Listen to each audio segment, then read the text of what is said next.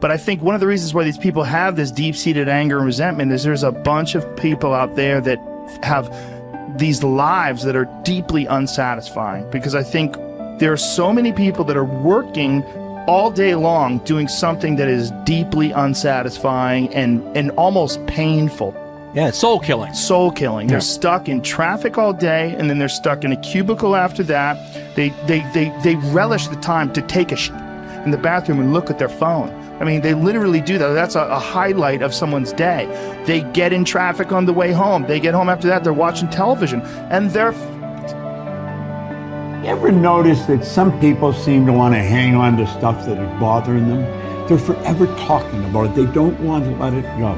They've had a failure at something and it's grown. I can't get over it. They just can't get over it. Or somebody said something nasty to them. They don't want to let it go. Do you know what we should do?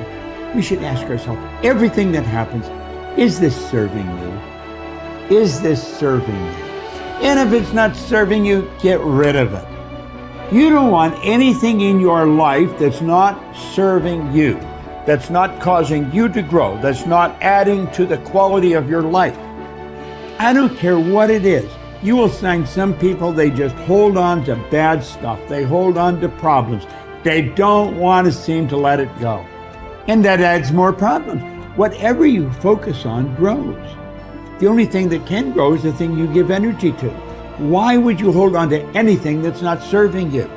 How bad does it have to get? I mean, to what denominator, to what lowest level do you have to reach before people really make up their mind to change? My message is, why wait? I mean, when you're feeling so altered emotionally, you feel so bad, that's the moment you could actually see yourself for the first time, because you're not answering your cell phone, you're not responding to all your texts, you're not watching TV, you're not going out to dinners, you're not calling people back.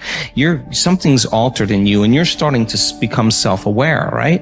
I dare you to analyze yourself first, your company first, your character, your behavior, your work ethics. I dare you to analyze it and see if there's any change you can make. See, you cannot manage time, but you can manage activity. You can manage your activities. Make certain that what you're doing really makes a difference. Make certain that you're spending your time on activities that are productive, that are taking you in the direction of your goal. If you think about the person that you want to become, what's that person do every day that you don't do right now? And when you start to do the thing that the person you want to become is doing, you leverage something called behavioral activation therapy. And that is a whole body of research that says when you act like the person you want to become, it's the most powerful way to change a habit. It's even better therapy than talk therapy, because the action proves to your brain that you're becoming that person. You're seeing the change through the action, and so then the brain catches up and starts to relate to you like a person that's confident, or a person who adores their appearance, or a person that celebrates themselves exactly as they are. Before you start the day, ask yourself, how do I want to think today? How do I want to feel? How do I want to behave? I mean, what would greatness look like? What would love look like today? What could I do that would be really cool for me at the end of the day? Say, wow, so I had a good day today. What would make me feel that way? And if you can't find an answer to that, start reading. Who reads anymore? Read a book. I read so many books a week. I know, I'm that way too. So read something about, you want to be wealthy? Read a book about someone who became wealthy, and get real and realize they may have failed 50 times before they actually pulled it off. Or what were their characteristics? What were their traits? What made them? It wasn't about their wealth, it was about who they became. That's the key, right? So fill your brain with a little knowledge, and then just start asking yourself, what's the greatest expression of myself that I can be today?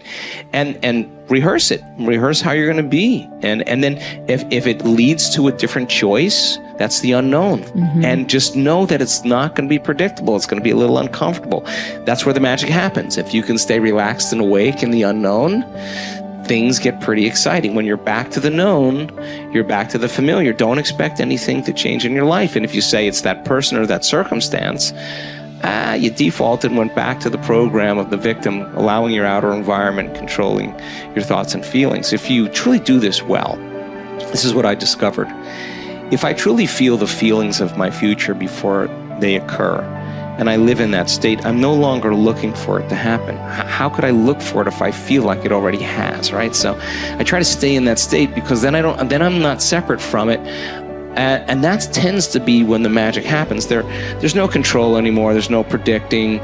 There's no perfectionism. There's none of. All there is just kind of an experiment. Like, I'm experimenting to see if I changed my thoughts and feelings, if my life will change. And that should be the experiment everybody has. And do it with curiosity, and do it with just seeing if the experiment works. If it doesn't, change something else about yourself until it starts to work. Deciding who are we going to be.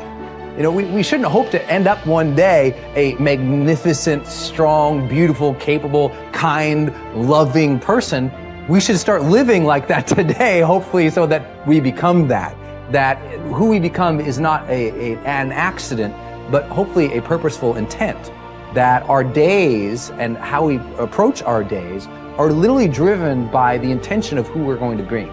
That we bring our character into each of the circumstances of our lives, and by doing that, maybe we can't always direct every circumstance of our life. We can't control everything, but we can certainly control our responses to them. We can certainly dictate who we're going to be in those circumstances, and that helps us achieve our ultimate destiny that we desire, not one that just lands on us.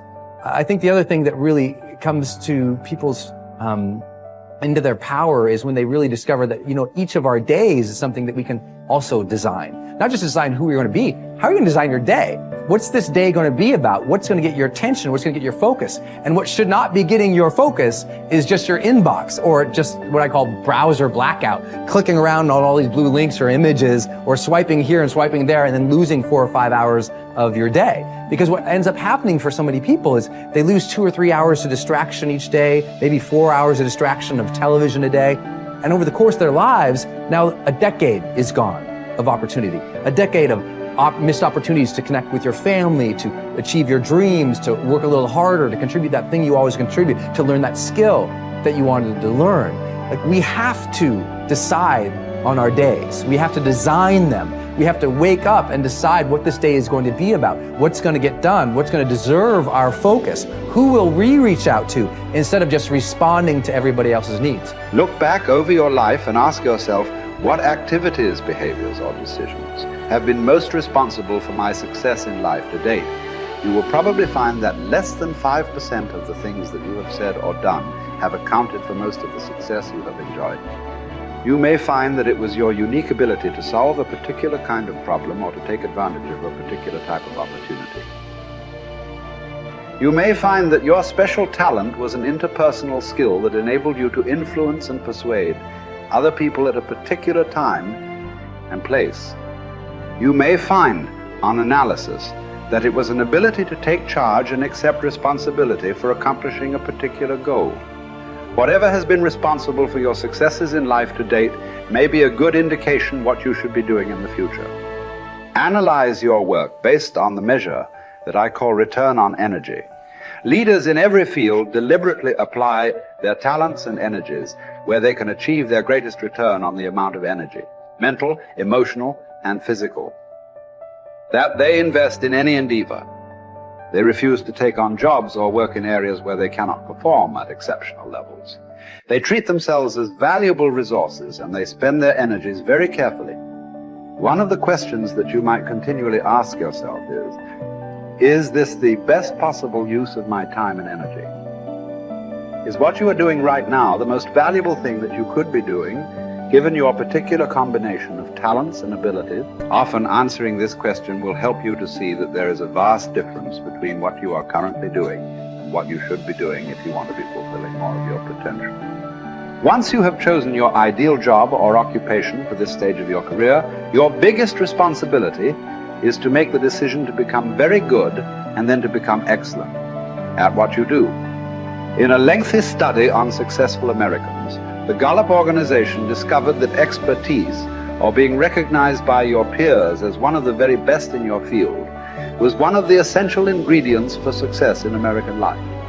We said before that self-confidence comes from positive knowing rather than positive thinking. It is only when you know that you are outstanding in your chosen field that you really feel terrific about yourself, and that you enjoy high levels of self-confidence. Men and women who are good at what they do and who know that they are good at what they do are very different from those who are only average. They walk and talk and dress and behave differently. They have an attitude of assurance and certainty about themselves that causes them to stand out in any group.